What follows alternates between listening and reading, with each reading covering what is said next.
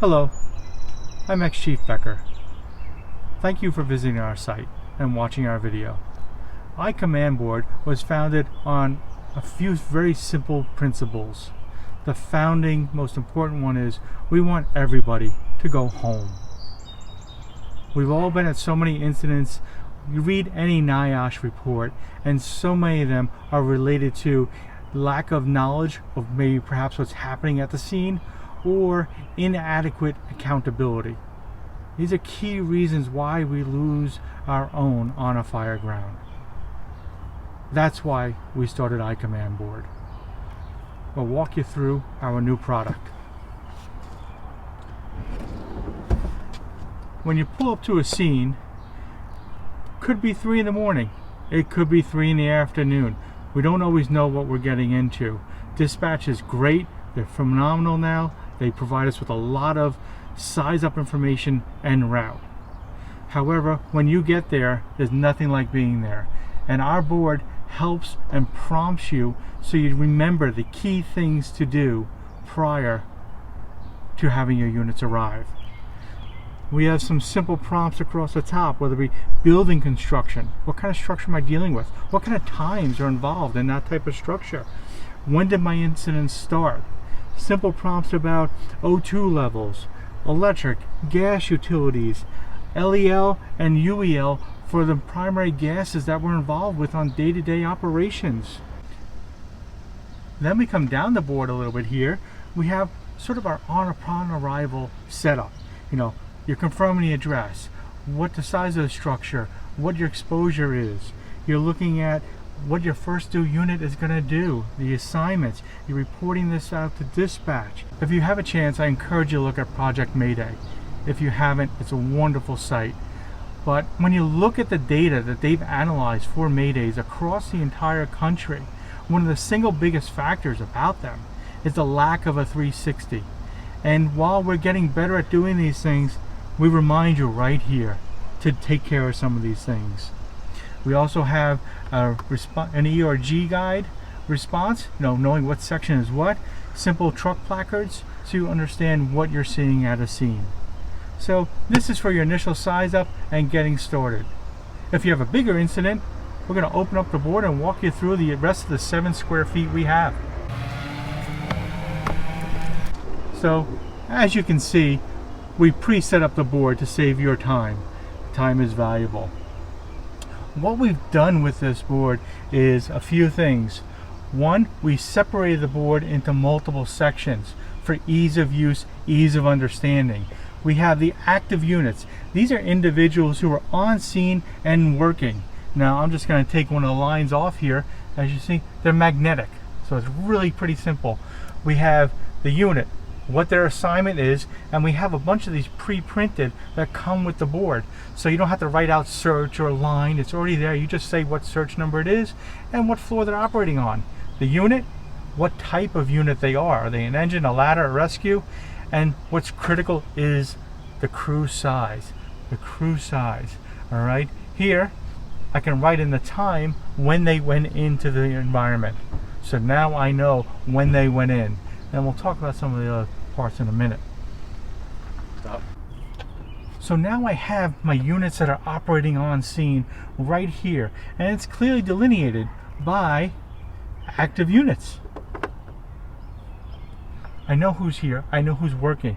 Now what we have next to it is a smaller section. We call it at the ready.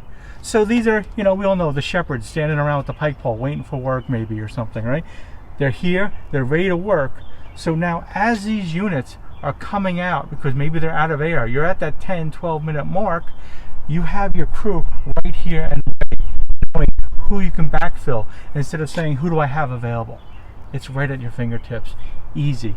And you can just simply take that unit, you can mark their assignment, time, and put them in active. And now we're good to go. So those are for the units at the scene. On the far side over here, very important, we have our safety officers, our EMS officers, units that went into rehab. We'll get back to that in a minute. Then we have the other staging units. So we have units at the ready, but staging units, they could be at your headquarters waiting to be called in or covering your district. So if they If they come into you from a backfill point of view, that's great. We give them an at the ready tag. And now they're ready to go, and we just simply wipe it out here and put it here. Another great thing, the PD officer. How many times do we forget the PD officer's name? And then the fire marshal. All those things are for helping you manage the scene. Very simply. I want to talk about the clock for a minute here. We spend so much time looking for the right clock and timer for the fire ground.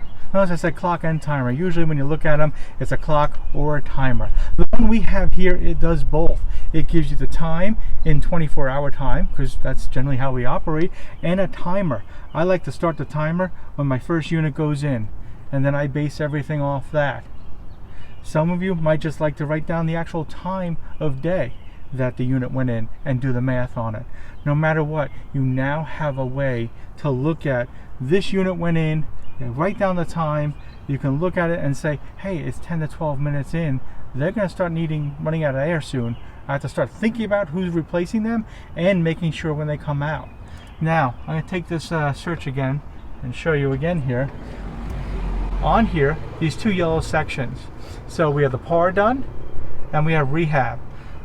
That 12, maybe it's 15 minutes, right? Again, our bottles now, the newer bottles go off a lot sooner, but as soon as they come out, they're supposed to radio into you and check with a PAR. My crew's out, they're accounted for.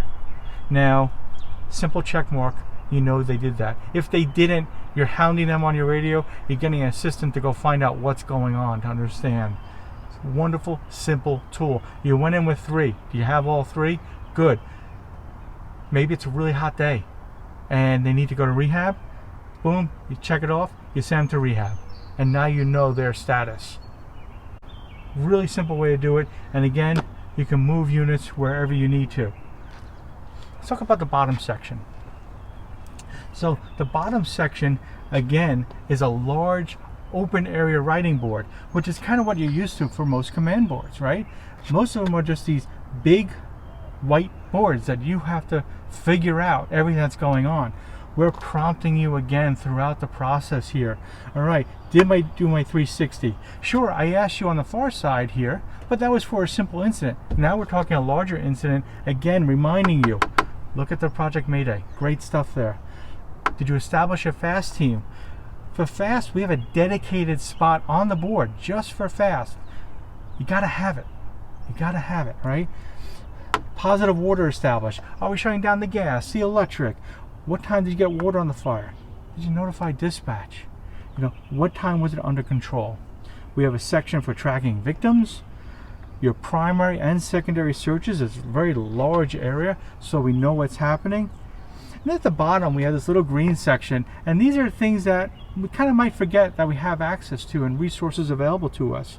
You know, whether it be, heck, maybe it's a freezing cold night out and the road is on a hill and you need a sander. Or maybe it's MVA and you want a sander or something. You have a MERV, you have the building department, car into a building.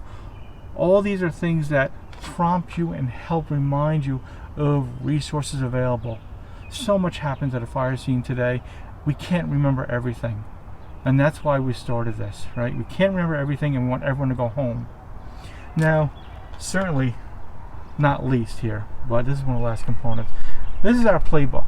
Our playbook walks you through a bunch of sample SOGs for you to get you started in helping you organize yourself, run your command, and understand what's happening. If you have a Mayday, you can flip right to Mayday, number 1, okay? And we walk you through a Mayday. This guidebook is invaluable. Again, it's yours with this product, and you can modify to suit your department's SOPs and SOGs. We're just giving you a starting place. Couple of little features here that have been tremendously helpful.